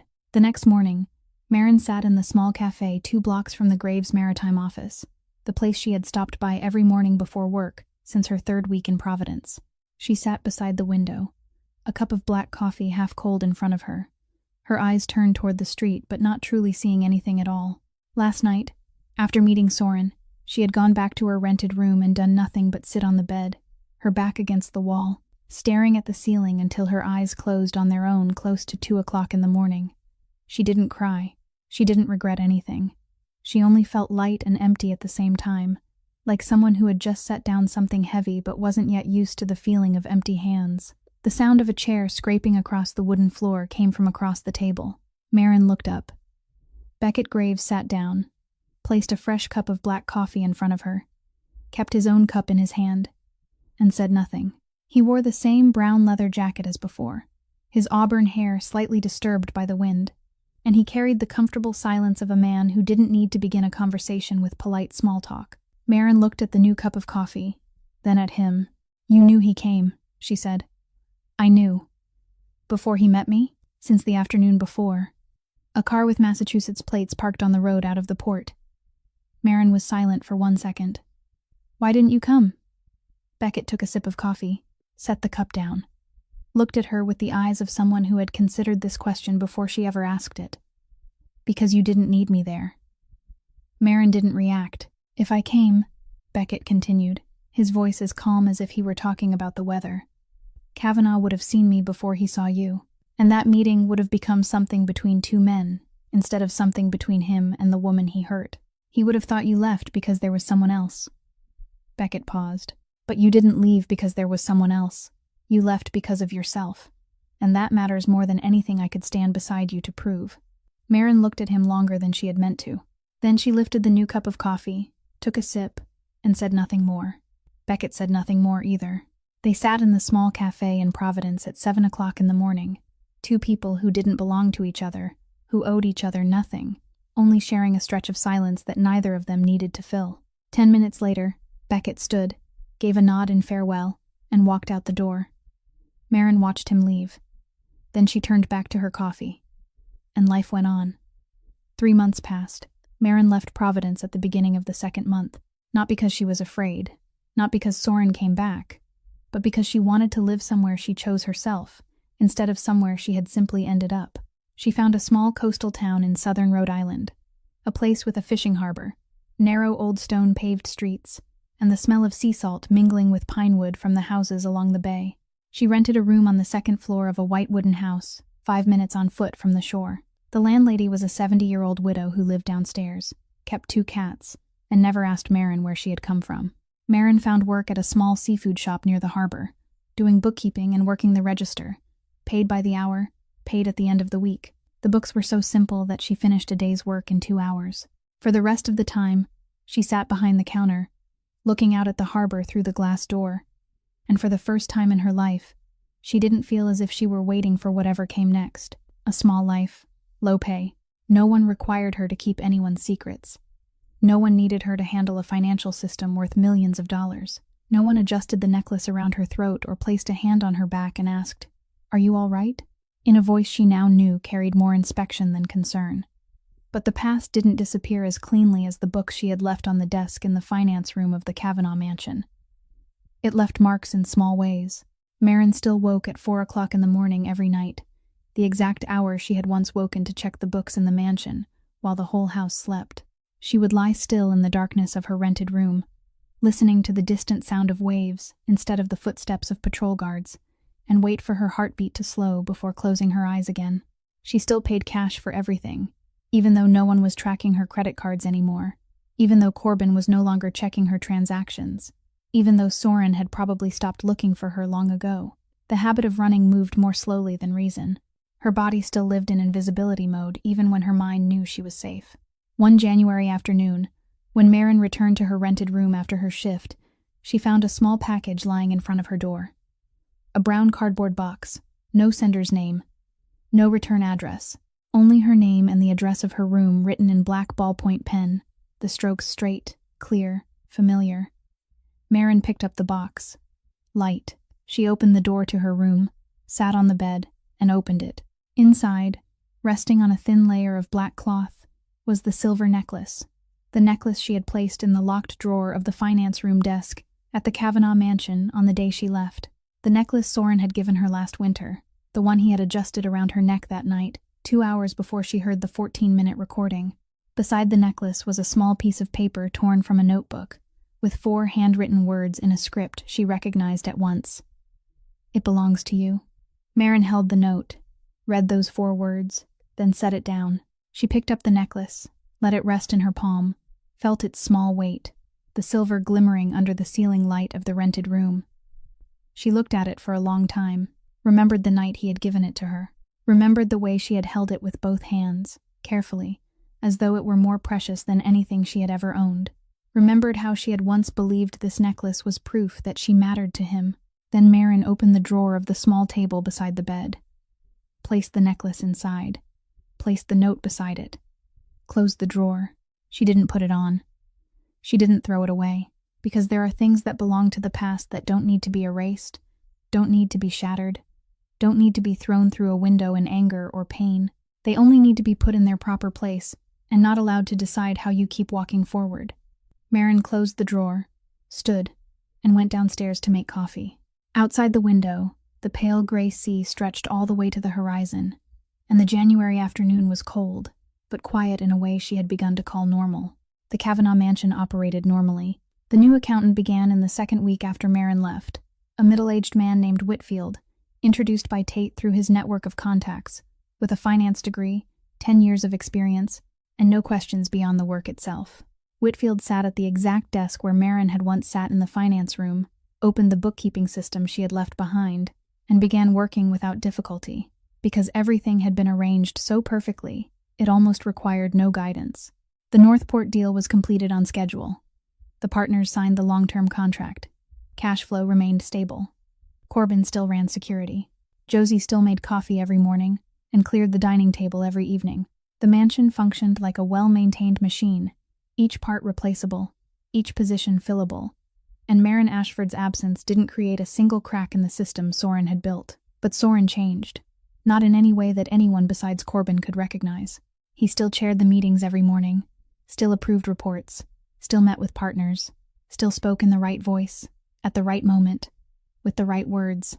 But in the evenings, he no longer went down to the living room, the large living room on the first floor, where the brown leather sofa faced the fireplace, where he had once sat every night reading reports, while Maren sat at the other end of the sofa doing the books on her laptop. He told himself he sat there because of the reports. But now, with Maren no longer sitting at the other end, he realized he had no reason to go down to the living room. The office on the 3rd floor was larger, quieter, and had everything he needed. He had never needed the living room. He had only needed her. And admitting that to himself, quietly, every night when he stayed on the 3rd floor instead of going down to the 1st, became the small, private punishment he placed upon himself without telling anyone. Then there was Tate. Soren didn't fire Tate Morrow. That decision didn't come from mercy or forgiveness. It came from something much colder. Calculation. Tate was still useful. He had connections, negotiating experience, and an ability to handle crises that few people in the organization could match. Firing Tate would create a difficult gap to fill and difficult questions from outside partners. Soren didn't want questions, so he kept Tate, kept him in the same position, kept the same salary, kept the same authority, but he never invited Tate into the private meeting room again. The private meeting room on the 2nd floor, where only Soren and the people he truly trusted entered, where the biggest decisions were made behind a closed door, where liquor was poured and voices were lowered. Tate had once sat there every week. Now that door closed in front of him without anyone announcing it, without anyone explaining it. Tate still attended large meetings, still met with partners, still sat at the breakfast table, but he was never invited into the small room on the second floor again. And Tate understood. He didn't ask, didn't complain, didn't challenge it, because he knew exactly why, and he knew this punishment was many times heavier than being fired. Being fired meant freedom. It meant walking away, starting over, forgetting. Being kept meant coming to the mansion every day, seeing the private meeting room door closed every day, remembering every day that he had sat in that very room laughing at the loyalty of a woman whom the entire mansion now knew had left, kept close enough to remember the mistake, kept far enough away to never be trusted again. That was how Soren Kavanaugh punished. Not with anger, but with distance. One late March evening, Corbin brought the monthly report up to the office on the third floor. Soren approved it, set down the pen, and looked out the window. It was fully dark outside. The lights in the mansion's front courtyard shone through the half-drawn curtains. Corbin stood beside the desk, waiting to take back the report, but he didn't leave right away. He looked at Soren, looked at the window, looked at the way his boss sat in the third-floor office at 10 o'clock at night instead of in the first-floor living room. Then Corbin asked, for the first time, the only time, "Do you regret it?" Soren didn't react right away. He didn't turn to look at Corbin, didn't ask what he meant, because both of them knew there was only one subject inside that question. Silence stretched through the office. 10 seconds, 20 seconds, long enough for Corbin to think he wouldn't answer. Then Soren spoke, his voice low, looking at no one, speaking more to the darkness beyond the window than to the man standing in the room. "Regret is when you say something wrong." He stopped. "I regret that I was right about what I truly thought at the time, and that is much worse." Corbin stood still. He didn't nod, didn't say, "I understand," because he understood that the sentence wasn't a confession meant for him. It was a confession meant for Soren himself, spoken aloud for the first time, in an empty office at 10 o'clock at night, with the only person he trusted enough to say it to. Soren didn't regret saying something wrong, because he hadn't said something wrong. That night in the meeting room, when he called Maren useful, undemanding, and most effective when she doesn't know where she stands, he had truly thought that way. That was how he saw her at the time, not because he was evil, but because he was used to seeing everyone through the lens of usefulness, used to judging every relationship by the value it brought, used to measuring people with the same ruler he used for everything else in his empire, and he had measured Maren with that ruler. And now he realized that the wrong ruler didn't mean the measurement was wrong. It meant he had looked at her with the wrong eyes from the beginning. And when she left, he lost the chance to look again. Soren didn't become a better man. He didn't change his nature. He was still Soren Kavanaugh, the man no one in Boston dared to refuse, the man who ran his organization with silence instead of shouting, the man who solved everything with power and resources. He only understood the price, and that price sat in the third-floor office every night, instead of the first-floor living room, looking out the window where the front courtyard lights shone over an empty space, where no shadow ever passed anymore. Corbin took the report, nodded, and stepped out.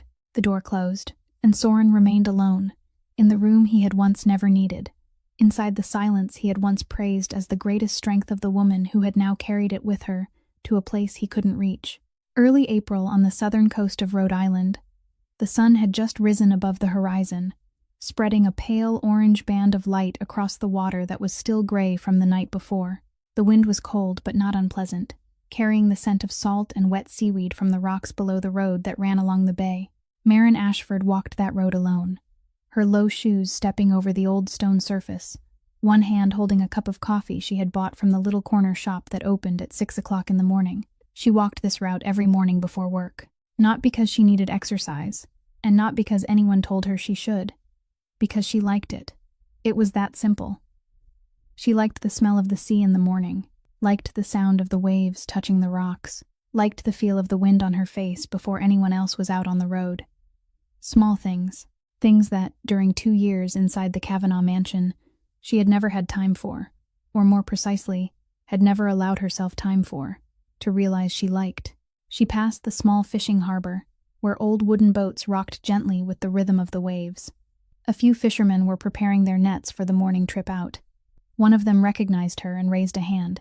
Maren waved back. He was a regular customer at the seafood shop, stopping by twice every week to buy shrimp for his wife, always telling the same story about the shark he had almost caught back in '73, and always laughing loudly in the exact same place. Maren smiled at the thought, the kind of smile she didn't need anyone's permission to have. She kept walking, past the harbor, along the road curving beside the bay, and let her mind drift with the steady rhythm of her footsteps on the stone. She thought about Beckett Graves, not about the man himself, but about what he had said in the cafe in Providence that morning, when she had asked why he hadn't shown up when Soren came. "You left because of yourself. That matters more."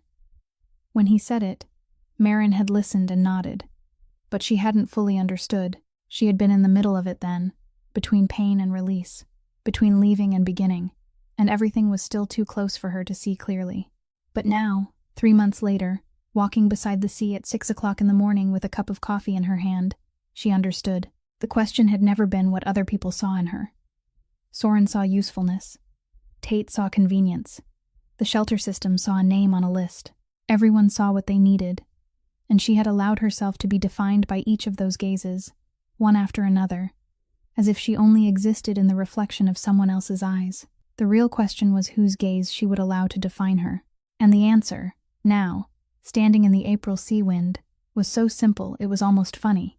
No one's. She didn't hate Soren. She didn't wake each morning with anger or bitterness toward him. She wasn't building her new life on a foundation of rage, because that kind of foundation rotted from the inside. She didn't love him anymore either. Not because she forced herself to stop loving him, and not because she had found someone else, but because the feeling she had once had for him belonged to another version of herself, the version who sat in the mansion's finance room every night, poured coffee every morning, and believed that her silence was proof of love instead of proof of invisibility. That version was gone. She had walked past Soren Kavanaugh the way a person walks through a doorway with no room left behind it. No need to slam it shut. No need to lock it. Just walk through and keep going. Maren turned back toward the road leading to the seafood shop at 6:45. The shop hadn't opened yet, and the owner hadn't arrived. But Maren had a key. She opened the door, turned on the lights, set her coffee on the counter, then sat down on the wooden step in front of the shop. The ledger rested on her lap, already open to the page she had left unfinished yesterday. A pencil was tucked behind her ear.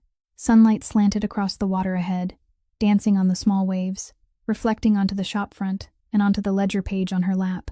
Maren sat there, her back resting against the wooden doorframe, looking out at the little fishing harbor as it slowly came alive with the new day.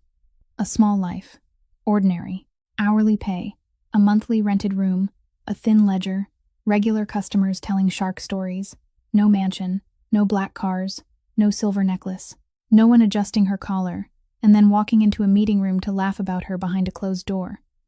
And for the first time in her life, Maren Ashford sat in the middle of a life that was entirely her own, not the life of a system that had arranged her into the next empty square.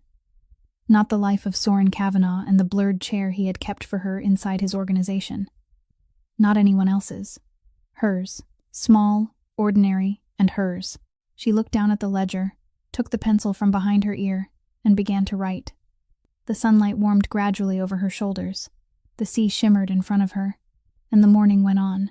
Maren Ashford's story ends here, but perhaps the message it carries doesn't. Sometimes the strongest step isn't fighting, shouting, or demanding justice back. Sometimes it's simply standing up, folding everything carefully, and walking out the door at the exact moment when no one is looking. A person's worth doesn't lie in how others describe them behind closed doors. It lies in how they choose to live once they step into the light on their own. If this story touched your emotions in any way, I'd truly love to hear from you. Please leave a comment sharing the feelings deep in your heart, because every line you write is the greatest motivation for us to keep telling more stories every day. If you feel this story deserves to be heard by more people, please press like, share this video with the people you love, and don't forget to subscribe to the channel to listen to beautiful stories every day. I wish all of you watching this video very good health, a joyful life, and peace every single day. Goodbye, and I'll see you again in the next video.